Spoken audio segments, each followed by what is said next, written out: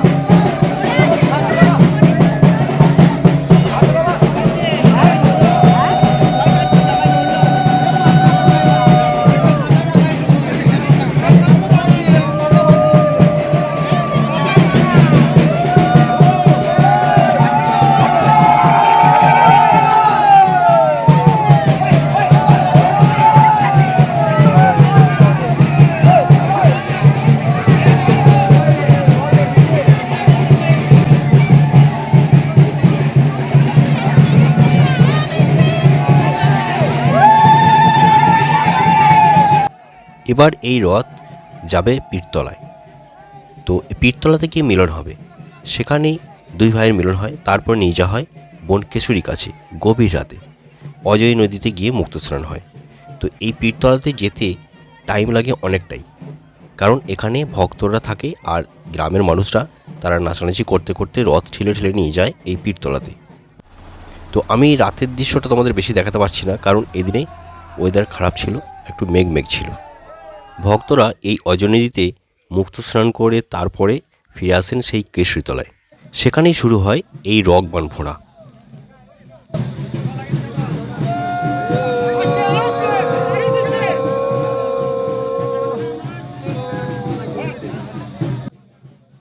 এবারে দু সাইড থেকে বানটিকে নিয়ে মাঝখানে দড়ি দিয়ে ভালো করে বেঁধে দেওয়া হয়। রক বান ফোড়ার পরে গোটা গ্রামে গ্রামে ঘোরা হয়।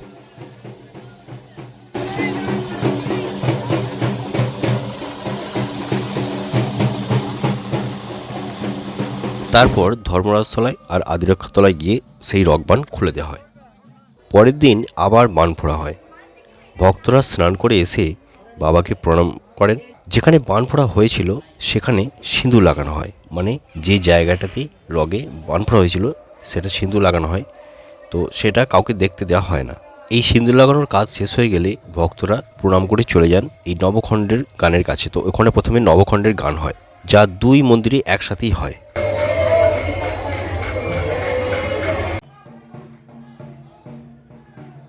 সবচেয়ে রহস্যময় আচার এই জীববান। ভক্তদের জিভে লোহার শলাকা ফোড়ানো হয়, কিন্তু আশ্চর্যের বিষয় তাদের মুখে কোনো যন্ত্রণা দেখা যায় না। তারপর সেই জীববান নিয়েই পুরো গ্রাম ঘোরেন ভক্তরা, এবং পরে তা খুলে দেওয়া হয় আদিরাক্ষ ও ধর্মরাজের মন্দিরে।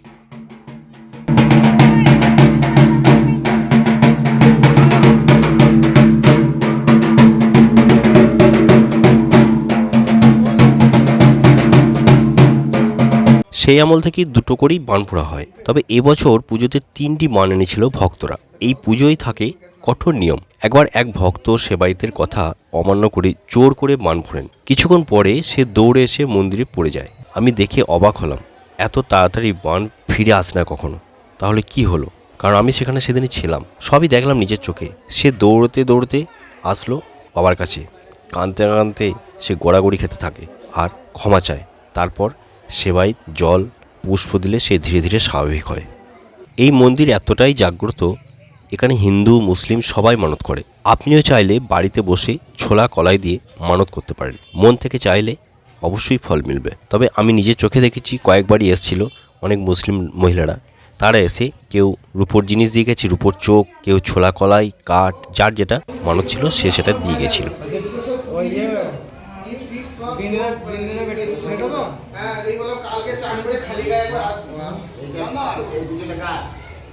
আচ্ছা, এই বেলপাতা ফুল এগুলো কি হবে এখন? বাবার পুজোর মাথায় ফুল, জোরে বলো। বাবার মাথায় ফুল চাপানো হবে। আচ্ছা, দিয়ে তারপরে বাবার আমাদের বানানো হবে। ওইগুলো বান ফোড়ার সময় লাগবে, তাই তো? এতক্ষণ তোমাদের এই মন্দিরের সম্পর্কে সমস্ত কিছু বললাম। তো এবারে চলো এখানকার পুরোহিত যারা আছেন সেবায়েত, তো এই সেবায়েতের কাছেই সমস্ত বিষয়টা জেনে নেব। গ্রামের পুজোটা যে হচ্ছে, এটা কি পুজো? আদিরাক্ষ ধর্মরাজ বুদ্ধ পূর্ণিমায় আদিরাক্ষ ধর্মরাজের পুজো হয়। আদিরাক্ষ ধর্মরাজ মানে এই পুজোটা কখন হয়? বুদ্ধ পূর্ণিমার সময়, তাই তো? বৈশাখ মাসে বুদ্ধ পূর্ণিমায়। মানে প্রত্যেক বছর বৈশাখ মাসেতেই হয় না অন্য কোনো মাসেও হয়? না, বৈশাখ মাসেই হয় বুদ্ধ পূর্ণিমায়। বৈশাখ মাসেতেই হয়। হ্যাঁ আচ্ছা, এখানে তো আমি দেখেছি অনেক হিন্দু মানে মুসলিমরাও অনেকে পুজো দিতে আসে। হ্যাঁ আছে। আসে তো ওটা কি তাদের মনস্কামনা পূর্ণ হয় জন্য নাকি? পূর্ণ হয়। আচ্ছা, ওটা কিসের জন্য, মানে কি কি কাজের জন্য আসে তারা? আছে ধরো কি বলে ছুলি, তারপর আঁচিল, তারপর আব টাব ইত্যাদি টিউমার এইসবগুলো হয়। সূচনা দেয় সেই সময় এলে হয়তো সেগুলো ছোলা ডাব সব মানসিক হয়। আচ্ছা, এগুলো মানসিক করলে হয়ে যায়? মানে তারা বাড়িতে বসে যদি মানসিক করে মনে মনে তাতেও কাজ হয়ে যাবে? হ্যাঁ এসে ঠাকুরতলায় দিতে হবে, তার সঙ্গে মানসিকে ছোলা মুসুরি কলাই যাই দেবে, তার সঙ্গে দক্ষিণে দিতে হবে। আচ্ছা, দক্ষিণে মানসিক পূর্ণ হয়। হ্যাঁ, তার যেটা খুশি দক্ষিণে। যেটা খুশি সে দক্ষিণে দিয়ে যাবে। ঠাকুর তার হিন্দু মুসলিম সবাই এখানে আসে। আচ্ছা আচ্ছা, আরেকটা জিনিস জানছি যে এই যে ওই রথ বেরোনোর পরে রথটা যখন মিলন হয় পীরতলা বলে একটি জায়গা আছে, তো এই পীরতলাতে কেন হয় ওটা পীরতলার কাজ মানে একটু জোরে বলবে? পীরের সামনে আমাদের রথটা যে দাঁড়ায়, তো হিন্দু মুসলমান ঐক্য সাধনের জন্যে ওইখানে আগে পালিগ্রামে মুসলমান বাস করতো, আচ্ছা এবং সেখানে কোনো সাম্প্রদায়িক গণ্ডগোল ছিল না, আচ্ছা এবং সেই হিন্দু মুসলমানের কী বলে ঐক্য সাধনে সম্পত্তি বজায় রাখার জন্য সম্পত্তি বজায় রাখার জন্যে যা থাকে ব্যস্ত আছে। সেই জন্যে ওখানে সামনে মিলনটা বলতে দাদা ভাইদা, আমাদের গ্রামে পালিগ্রামে আছে ধর্মরাজ, হ্যাঁ আর পশ্চিম পাড়ায় আছে আদিরাক্ষ হচ্ছে দাদা, আর ধর্মরাজ হচ্ছে ওর ভাই, দু দাদা ভাই ওখানে মিলন হয়, যাতে ওই পীরতলাতে, পীর তো মুসলমানদের দেবতা, হুম সেই হিসেবে পীরতলা ওদের হয় যে ওখানে গেলে হিন্দু মুসলিম যাতে সম্প্রদায় মানে সম্পর্কটা খুব ভালো থাকে, তার জন্যে, তাই তো ওইটা আমাদের প্রচলন দীর্ঘদিনই আছে, দীর্ঘদিন ধরে ওইটা আমাদের প্রচলন আছে। তাহলে আদিরাক্ষ ধর্মরাজ দু ভাই আর এক বোন কেশরী। কেশরী হচ্ছে বোন, ওই জন্যই কেশরী মায়ের কাছে ওখানে গিয়েই ওদের স্নান টান করে ওখানে রকবান ফোড়া ধন পুরনো সব ওখান থেকেই। আচ্ছা, মানে ওই রথ বেরিয়ে যাওয়ার পরে মিলনটা হয় আগে, তারপরে নদীর স্নান করা, মুক্ত স্নান হয়, শুদ্ধ শরীরে কেশরী মায়ের কাছে যাওয়া হয়। আচ্ছা আচ্ছা কেন রথে যখন যায় তখন তো সবাই অশুদ্ধ হয়ে যায়, তার জন্য শুদ্ধ করার জন্য নদীতে গিয়ে স্নান করে সব ভক্ত থেকে পুরীর সবাই মিলে শুদ্ধ ঠাকুরকে স্নান করানো হয়, তারপর কেশরী মায়ের কাছে সবাইকে রকবান ফোড়ায়, এবং ওই কেশরী মাইকে প্রথমে ধনুর আলো দেখানো হয়, তারপর ওই ধনুবান গোটা গ্রামে ঘোরার পর নিজস্ব আটনে সব চলে আসে, আসার পর ভক্তরা ওই পুরোহিত মশাইরা আসেন, পুরোহিত মশাইরা এসে ভক্তদের নিয়ম জল দেন, নিয়ম জল দেওয়ার পর তারা ওই দিন বোধহয় কর করে খায়, ওই দিন কর করে মুড়ি খায়, আচ্ছা ভক্তরা বোধহয় ওই দিন কর করে মুড়ি খায়, ওই দিনটা ওদের ওইভাবেই পালন হয়। তারপর দিন তো সকাল থেকে তো জীববান নিয়ে ব্যস্ত থাকে সব, প্রত্যেকটা বাড়ি লোক প্রত্যেকটা মন্দিরে পুজো দিতে আসে। আচ্ছা, মানে ওই নবখণ্ড গান হয় আগে, তারপরে জীবন দুপুরে নবখণ্ড গান হবে, নবখণ্ড করার পর আদিরা ধর্মরাজ দুজনে দুটো করে 4টে জীববান ফোড়া হয়, সেই জীববান ফোড়ে 3টে গ্রাম ঘোরা হয়, 3টে গ্রাম ঘোরার পর বিকেলবেলায় ওই জীববান খোলা হবে, খোলার পর কোনো মেডিসিন, কোনো ডাক্তার, কোনো কিছু লাগবে না, জীব দিয়ে রক্ত বললে ঠাকুরের বেলপাতে চিবুলি ওদের রক্ত বন্ধ হয়ে যাবে। ওই জীববান খোলার পর রাত্রেবেলায় ওরা আবার এই মাংসের ঝোল ভাত দিয়ে ভাত খাবে, কোনো অসুবিধা হবে না। আর বান ফোড়ার আগে শুনেছি নাকি এখানে 3টে ফুল পড়ে, মানে বানপুরে এখানে দেখা যাবে, এখানে 3টে ফুল পড়বে, এখানে জানিয়ে দেবে। প্রথম ফুল পড়ে যায় আমাদের যে পালিগ্রামে যে ভাইয়ের যে আগে বান ফোড়া হয়, সেটা প্রথমে এখানে ফুল জানিয়ে দেবে, ওখানে নবখণ্ড গান হয় হল। দ্বিতীয়বার ফুলটা যখন পড়ে তখন দেখানো যাবে যে ওখানে বান পড়া হয়ে গেছে। তৃতীয়বার যে ফুলটা পড়ে তখন এখান যেহেতু ভাই দাদার সঙ্গে দেখা করতে আসবে, তার জন্য আমাদেরকে তৈরি হতে পারে যে ওইদিকে একটু সন্তান বাক্য হিসাবে একটু ফুল পুষ্প দিতে, তার জন্য 3টে ফুল করা হয়। আচ্ছা, আর এখানে এমনি মানে মন্দির কটা থেকে খোলা হয়? মন্দির সবসময় খোলা, মন্দির সকাল থেকে খোলা, তো রাত 11টা 12টা, পুজোর সময় রাত 12টা পর্যন্ত খোলা থাকে না, এমনি 12 মাস ওটা কি? 12 মাস এই দুপুরবেলার দিকে, এই বেলায় এই সকাল 8টা থেকে এই 9টা 10টা পর্যন্ত খোলা থাকে, তারপর বন্ধই থাকে। এবারে হয়তো দূর থেকে কেউ মানসিক করলো, তার মানে উপকার হয়ে গেল, সে হয়তো যদি আসে এখানে, তার কি যোগাযোগ কীভাবে করবে? পুরীতে বাড়ি যেতে হবে, এখানে যেই লোক বললে অধিকারীতে বাড়ি বললে সবাই দেখিয়ে দেবে, পুরীতে বাড়িতে যেতে হবে, ওখান থেকে গেলেই ওরা ব্যবস্থা করে দেবে। আচ্ছা,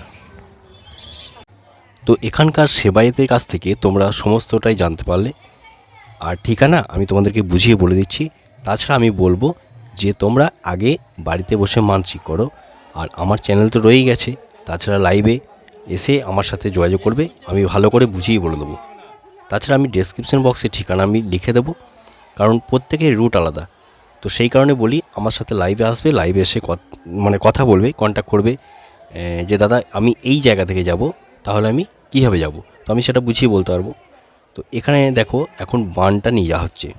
তো এবছরে 3টে বান হয়েছিল, প্রথমেই বলেছি এই 3টে বান, মানে দুটো প্রত্যেক বছর দুটো ছোটো থেকেই দেখে আসছি, একটা বান কিন্তু এক্সট্রা হয়েছিল।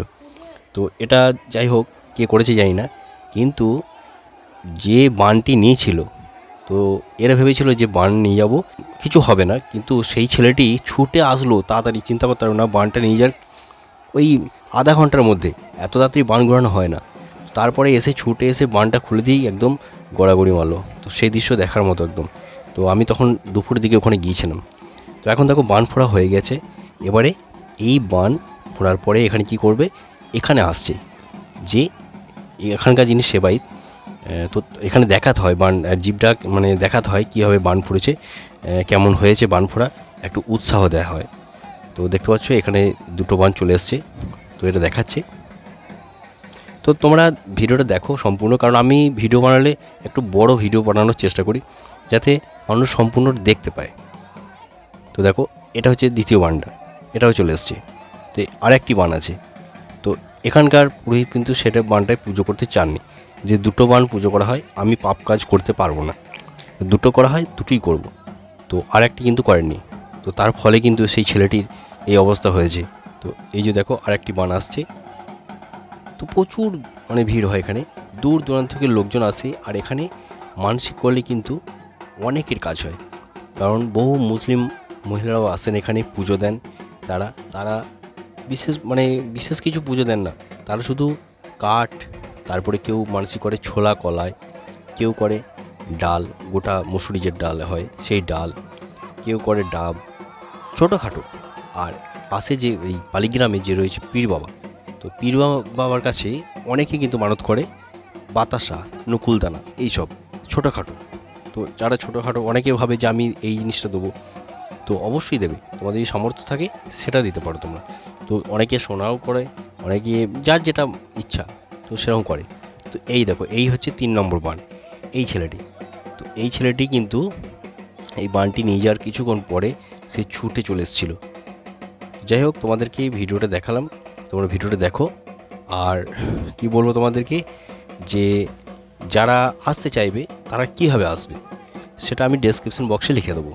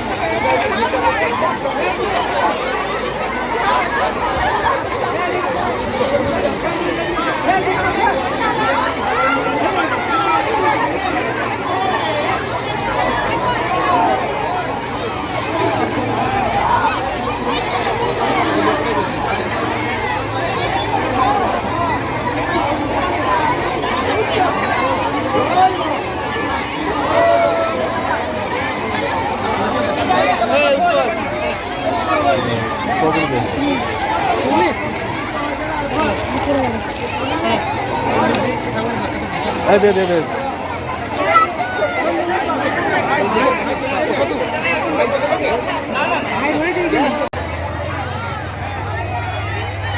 দেরি করিস না, হ্যাঁ যাই না, হয়ে যাক সব চলে। এখানে কিছু হবে না, তুই বেরিয়ে যা, এখানে ভিড়। তো ভিডিওটা তোমাদের কেমন লাগলো অবশ্যই কিন্তু কমেন্ট বক্সে কমেন্ট করে জানাবে। আর যাওয়ার আগে কমেন্টে লিখে যাও একবার জয় বাবা আদিরাক্ষের জয়। তাহলে চলো আজকের মতো ভিডিওটা এখানে শেষ করছি, আবার দেখা হবে পরের ভিডিওতে। সবাই ভালো থাকবে।